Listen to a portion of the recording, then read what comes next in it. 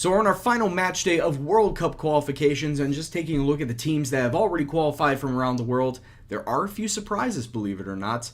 But we will get to that when we get to the World Cup draw, so don't you worry about that. We still have a final match versus Georgia to get into.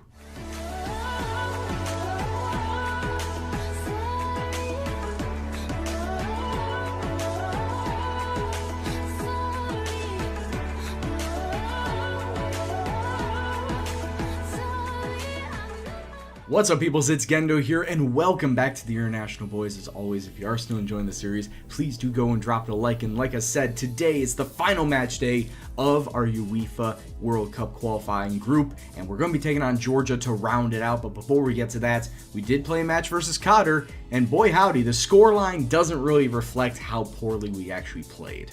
Because while we did win by the score of 3-1, yes, I know, another one, it's starting to become a thing, we didn't have a lot of possession in the first half, and in fact, throughout the entirety of the match, we only had 43% of the ball.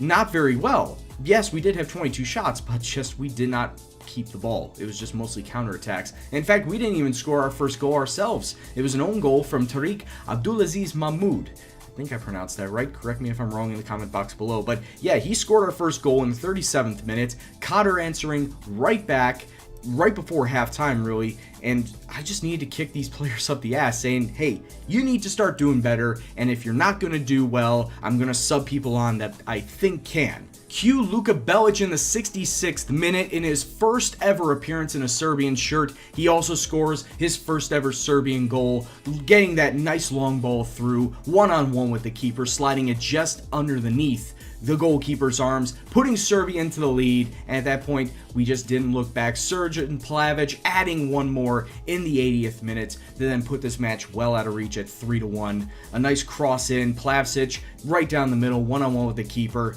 He was going to score it anyway. That was also his first goal in a Serbian shirt as we come away 3-1 winners. Like I said, a lot of shots, just not a lot of possession. It didn't look all that great for us early, but it was nice to get the win against a team that is on the verge of qualifying for the World Cup right now.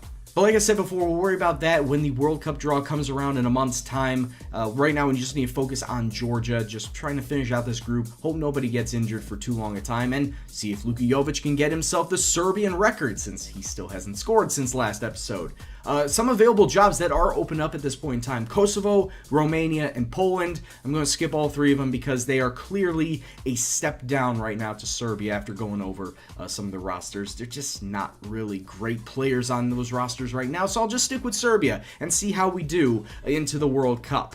So today, we're going to be playing a 4-2-3-1, and in between the sticks, he's making his return, Predrag Rajkovic, mainly because Stefan Milivojevic hasn't been doing all that well for Tottenham, so it wasn't worth it to call him up. Hopefully, Rajkovic can do well in his stead. The back line is going to see some changes once again to the right-hand side. Goran Staniev and Srđan Babic are staying on that left-hand side, but on the right, we got Marko Mihajlovic getting a start at right back, and Marko Jovanovic, a 24-year-old center back from Partizan. He is not Serbian by birth. He was born a Bosnian, but has played in Serbia his entire career, making him a naturalized Serbian. So I'm going to get him his first cap and make him a full Serb in competitions. My center mid pairing today will be Peter Mitrovic and Nenad Bosanac, no change from last episode. And then the three men sitting in front of him in the attacking spot, we're going to have Davor Vuko on the right, Stankovic in the middle, and Filip Kostic out on the left. And sitting up top, it's always going to be for now, Luka Jovic trying to get one more goal and break the Serbian all-time goal-scoring record. So Georgia are going to be traveling to us today, and with it coming out with a defensive formation of 4-4-1-1, where they're really just trying not to get their asses handed to them too much, as they're also already out of this competition. They're not even playing for a second place spot. So it's just see how they do with the players that they have, and on my side, see how some of these new guys can play out. But yeah, let's just go out there, see what happens, and yeah, we've been on a good run lately. Can we see another 3-1 win? Who knows?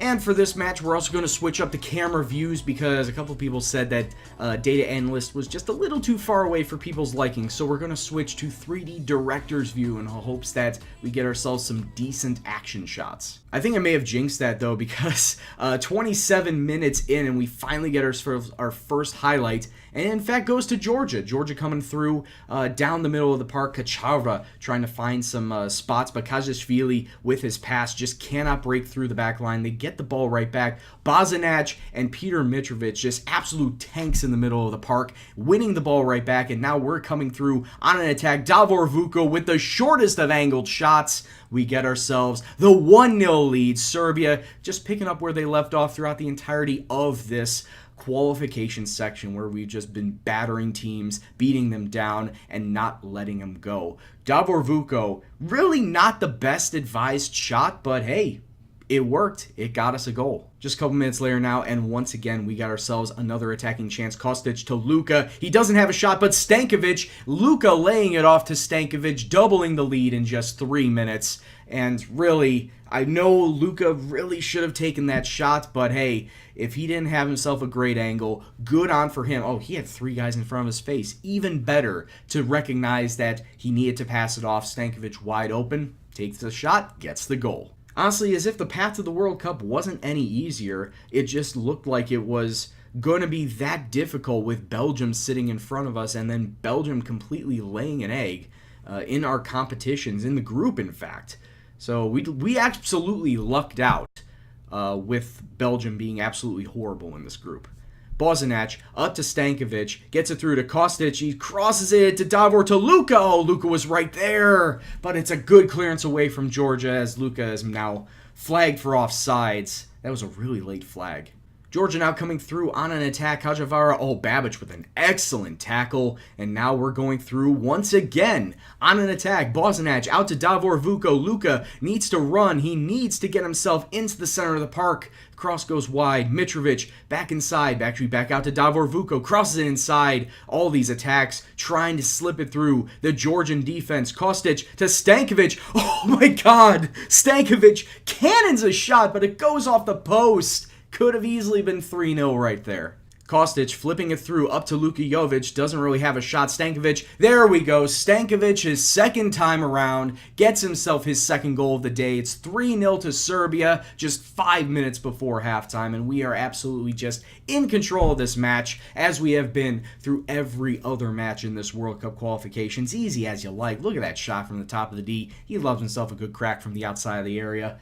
And honestly, the only person that I'm not happy with in the entire performance is the newcomer, the Bosnian-turned Serb, Marko Jovanovic, with a 6-8 and a yellow card. He is the worst player on the pitch, so we are in fact going to sub him off for... Do I sub on Vukasin or do I bring on Milenkovic? You know, we'll bring on Milenkovic. Bring in one newbie for another, and I just realized I forgot to do another team talk. Ugh. Hate myself. But anyway, we're up 3-0 at this point in time. There isn't really any sort of necessity to do any sort of team talk or to make any sort of major changes. I say that. 5 minutes into the half now, ball coming out to Davor Vuko, slips it through to Luka Jovic, but Filip Kostic right there for the rebound. Luka with a dead aim shot. Goalkeeper with an amazing save, acrobatic save, to deny Luka the Serbian goal-scoring record, but the ball luckily bounces to Kostic, and he picks up the spoils. It's now 4-0 to Serbia. I gotta say, Luka Jovic, even though he hasn't scored a goal, he has got himself a 9-2 rating on the day, mostly because of all the passes and the assists that he's been making, so good on for him. 60 minutes left to go in this match. Ball lifted up to Luka, but Stankovic now gets it out to Kostic. Through to Luka! Oh, please count that for Luka. That's gotta be for him. It is. Luka Jovic is now the all-time Serbian goal-scoring record holder. Look at this once again. Kostic to Luka, but Luka's shot deflected off a defender. I was scared they would have called it an own goal, but Luka gets his rightful goal, and now his rightful place in Serbian history as the all-time leading goal scorer. It's just a wonderful day all around, an absolute battering of Georgia, as now I'm going to be making one final sub, as Mihailovic is going to be coming out for Dejan Vuko. Really, at this point in time, subs are meaningless because these people are going to be going on long breaks, going back to their clubs and playing for them. And I'm not even going to be touching this team for another 4 or 5 months at this point in time. But overall, a great win, an absolute battering given to Georgia as we absolutely top this group. Unequivocally the best team in this group, beating Belgium by 8 points. In fact, Belgium jumped Slovakia at the very last day to get themselves that second place slots. I thought Slovakia would have had it at the end, but Belgium getting it done. So now let's just take a look at all the air qualifiers out of the UEFA group before we worry about the World Cup seeding and then see who exactly qualified from everywhere else in their group. In Group 1, Switzerland coming out on top over Croatia and Romania. In Group 2, it looks like Italy tops the group and Ukraine will advance as one of the better second-place teams. In Group 3, France gets out of that group with Norway coming in second. Netherlands out of Group 4 above Sweden and Slovenia. Greece in a group of Russia, Latvia, Iceland, Faroe Islands, and Liechtenstein. I guess that really was either Greece or Russia's group to win, and Greece coming through with that. England winning their group with Turkey coming in second place as one of the better second place teams. They will advance. Spain advancing out of their group in Group 7, which is good because I want to see some of my Bilbao boys do well in the World Cup. In Group 8, Germany advancing out of their group over, they absolutely ran away with it. Forget about that. Us in Group 9 getting out of our group. And then bottom in Group 10, Scotland. Scotland won the group over Portugal. Portugal, yes, advancing as one of the best second-place teams in qualifications, but the fact Portugal didn't win it is a shock to Scotland. Right, so the World Cup draw isn't going to happen until the 5th of December, so we'll skip ahead a couple of weeks, and then we'll show you the entire draw, the entire seeding as well, and see who else qualified. Right now, it's time for the World Cup draw, and a little bit of BS I got to call out on this game. It says that we have been placed in the 4th pot for the draw. Now, why are we in the 4th pot?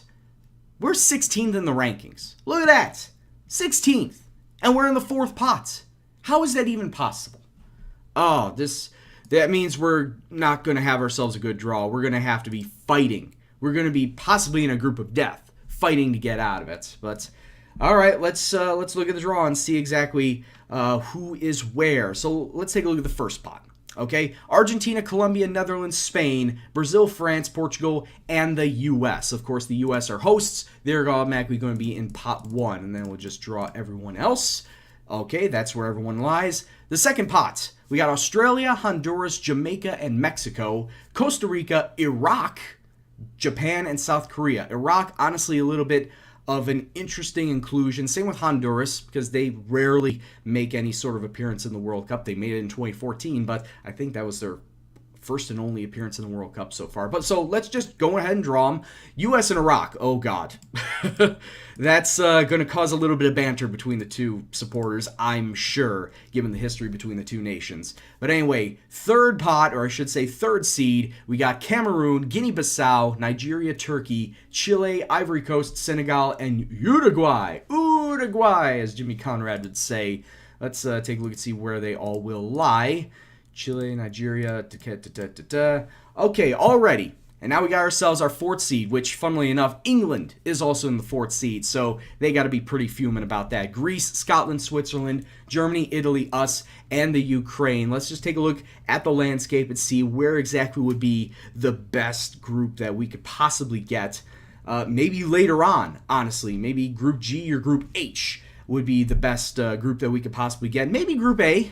I feel like we could possibly get past Iraq. I feel like we could also get past the United States. I know, going against my home country, but it just seems that we could potentially get past them with relative ease. Maybe Group B, Costa Rica, Nigeria. I don't know. Group D, actually, forget about Brazil in Group D. Honduras and Guinea-Bissau.